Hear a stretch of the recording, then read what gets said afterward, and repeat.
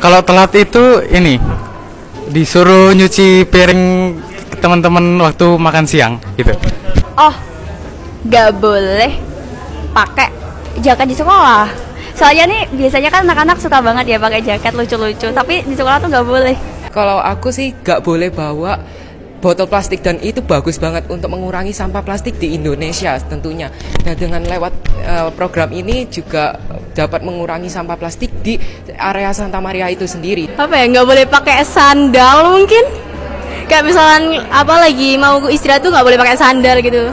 Jadi kalau misalkan ada guru BP ngelihat kita pakai sandal tuh kayak langsung, Mbak, kamu balik ya, sandalnya saya bawa, kamu kesini pakai sepatu. Jadi kayak gitu.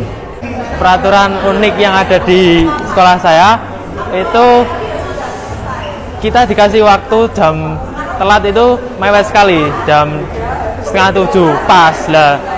Sedangkan yang rumahnya jauh itu harus kenceng banget kalau naik sepeda itu.